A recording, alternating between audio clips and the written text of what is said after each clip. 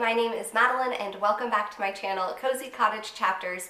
Welcome to the 30 books I want to read before I turn 30. I've been seeing these kinds of videos all over BookTube, the 30 books I want to read before I turn 30, 40 before 40, etc. And the premise is pretty simple. Choose the number of books based on kind of the next milestone birthday that you are coming up on. And I thought this was the perfect time to do this because my birthday is in December. I will be turning 27, and that gives me 3 years to kind of think about the kinds of books that I really want to read that are kind of on my bucket list before I turn 30. This was kind of hard to narrow it down, and I actually filmed this video previously, but the camera was not quite straight and it was driving me nuts, and I didn't realize it.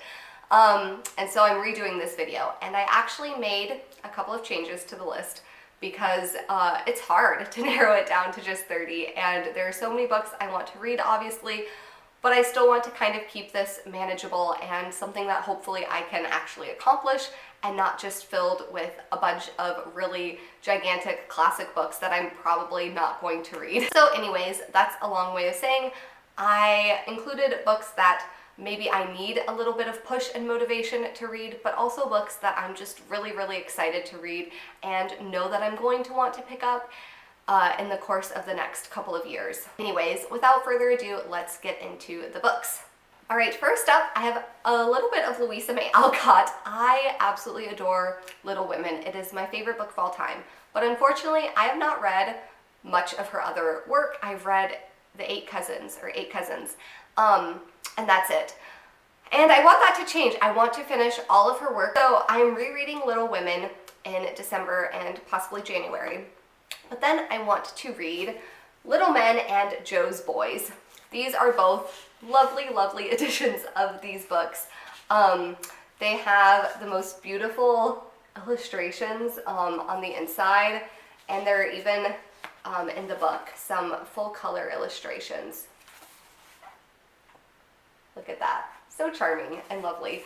Like I said, so I've read Little Women a number of times. This will be reread number 4 maybe, I think. But I've never continued reading on in the stories that follow. And I'm really excited to. I think this will be a lot of fun and something I just want to have checked off my bucket list. Another Louisa May Alcott that I have is An Old-Fashioned Girl. This is another very old, very vintage copy that I don't think has any illustrations in it. See what it says on the inside.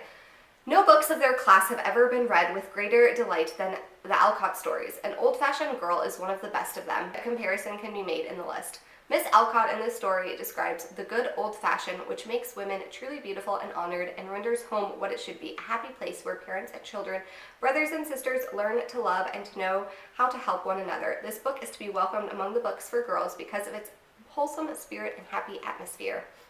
Okay, I am excited to read this. I think it'll be lovely, and I love Alcott, and I just want to read everything she's written. Next up, I have a book I got recently, and that is Wives and Daughters by Elizabeth Gaskell. Plans to hopefully be buddy reading this in 2025 with Miriam, which would be lovely because then I can easily cross this off my list.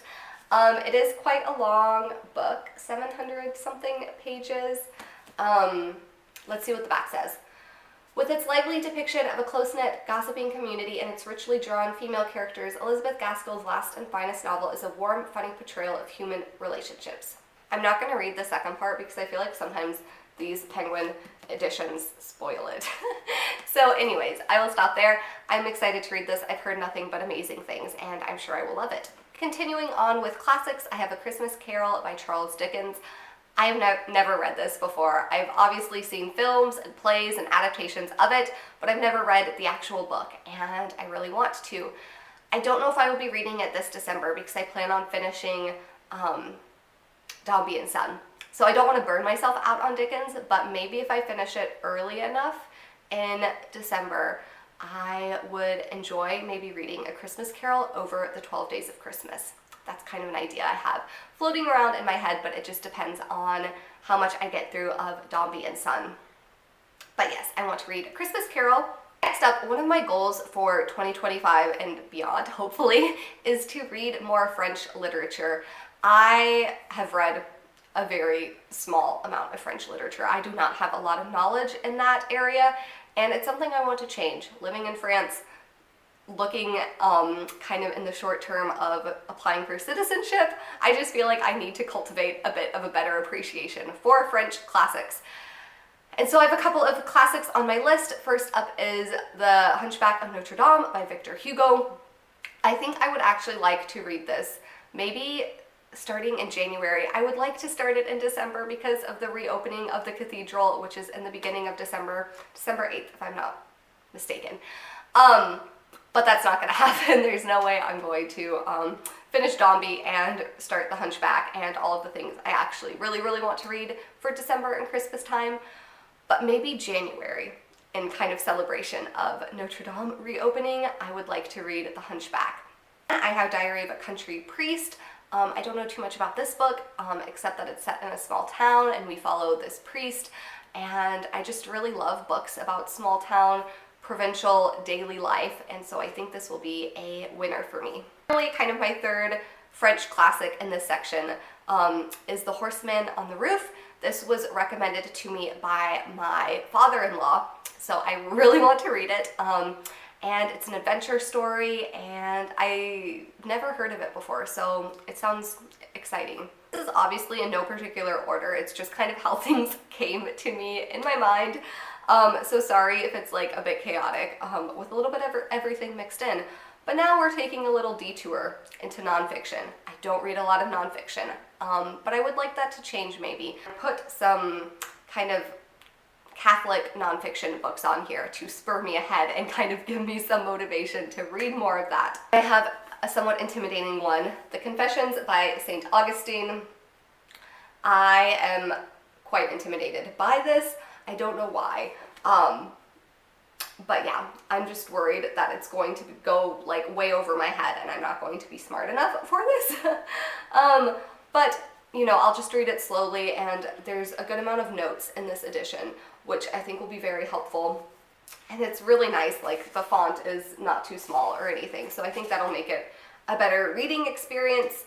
And I just want to read this. The first sentence on the back of this says, "No well-versed literature lover can call an education complete without having read Augustine's Confessions." So there you go, like I've got to read it. And then hopefully one that will be a bit more digestible and a bit easier to read is He Leadeth Me by Father Walter Ciszek. I've heard amazing things about this. He was imprisoned in a Russian work camp, and this is his story about trusting God and surrender and just, yeah, how to trust God in these unbelievably terrible circumstances that he finds himself in. This is a short book, but I think it's going to be very powerful and impactful. Another book that I picked up recently is Brishead Revisited by Evelyn Waugh. I've heard wonderful things about this. It's on every list of Catholic novels that you should read. And yeah, I'm excited to give this a try. It's not terribly long, so yeah. All right, then I have Loss and Gains by St. John Henry Newman. I actually started this on my Kindle for Victober, and I didn't finish it because I really wanted to read the physical copy of it and be able to take notes and annotate things, and it's just so theologically deep and dense in the way that only Newman can be, and I just found myself drifting off while reading it on my Kindle. But I really want to read this. Newman says this is not in relation to his own life and experiences, but there are definitely some similarities.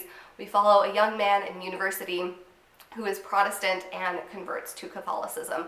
It's about the losses in his life, the relationships I think that are fractured from that kind of decision, and also the gains, what he gains and what he loves and appreciates in the Catholic Church.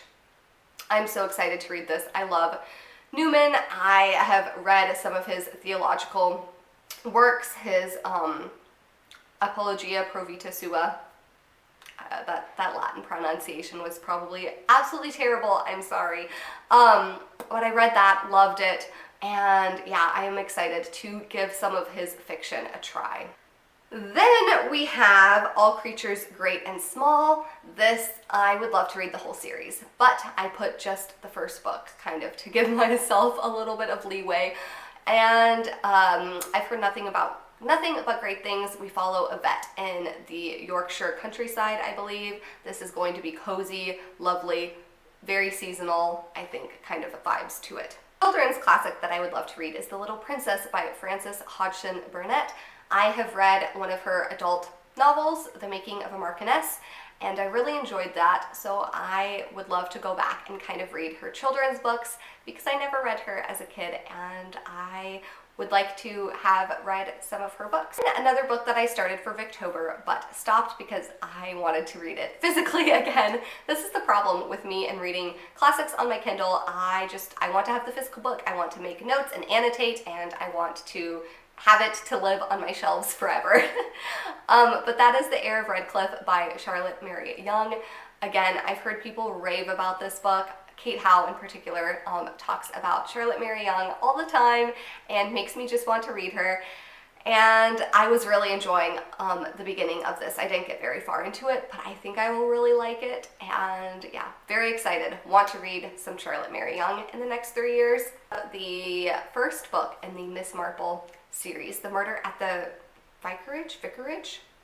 It's Vicar, I think.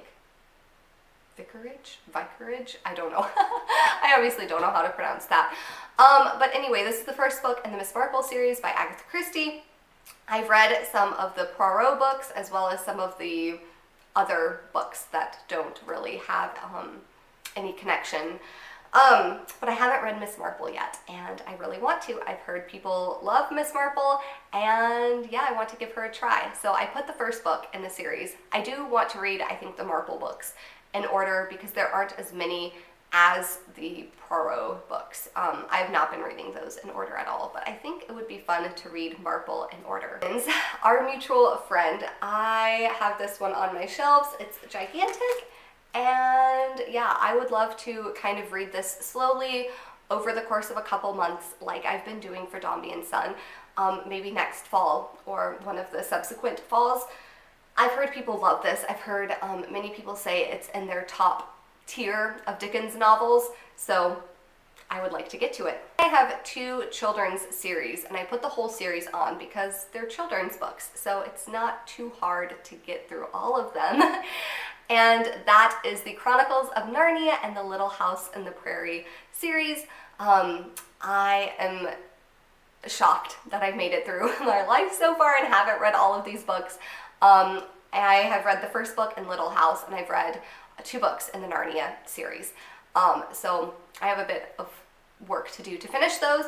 But like I said, I just want to read these. I want to, have completed them, even though I didn't read them as a child. I think now is the perfect time to get to them. Another C.S. Lewis, but nonfiction this time, is Mere Christianity.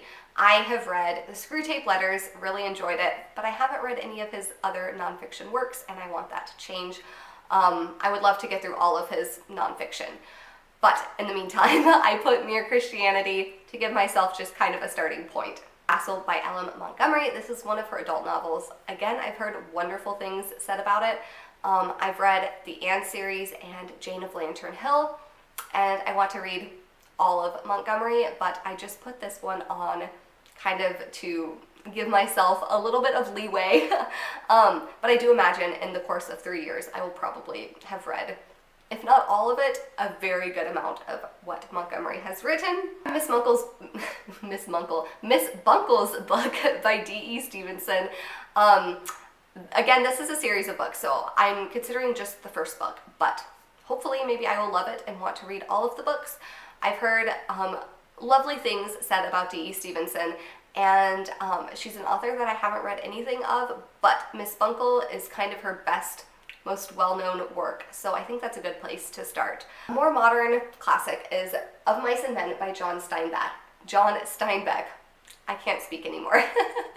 I've been doing this too long, I guess. I read East of Eden a couple of years ago and loved it, and I want to read Boris Steinbeck. This is a slim little book. It's actually my husband's copy from when he was in high school. I wonder if he has any notes in it. He does. He has some translations.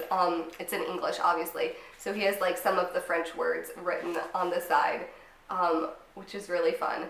I can brush up on some French while I'm reading this. But yeah, I'm excited to read this, to read more Steinbeck. Okay, next up, I have a collection of short stories, and this is gigantic, so I don't know what I was thinking with this, but I would like to read the complete stories of Flannery O'Connor. I think Flannery O'Connor is best known for her short stories. She has 2 novels, is that what it says on the back? Yeah, 2 novels, 31 short stories, and a bunch of essays. I want to read her short stories. I've read the first one in this collection, but obviously I have 30 more to go. So next up is another middle grade series, and I only have the first book, and I think they're kind of hard to come by because they're out of print, so I didn't put the whole series, but if I can find the rest of the books at a reasonable price, I would love to read them. And that is Dancing Peel by Lorna Hill. This takes place in Scotland, and our main character is a dancer, a ballerina, or an aspiring ballerina, I should say. And yeah, I think this is going to be lovely, so cozy. It starts off, part 1 is in winter, so maybe I should read that this winter.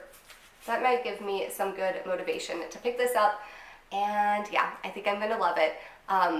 Dance, ballet was such an important part of my life growing up, so I think I will just find so much coziness and nostalgia in this book. We are almost at the end.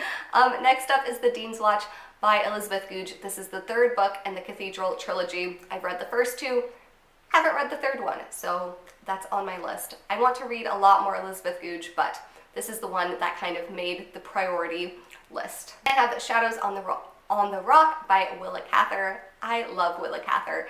I've only read 2 of her books, but they were both amazing, blew me away, and I've heard good things about this one, so I want to read it. And then finally, to round things off, I want to read the last 2 books I have to read before I've completed Jane Austen's full-length novels, and that is Mansfield Park and Northanger Abbey.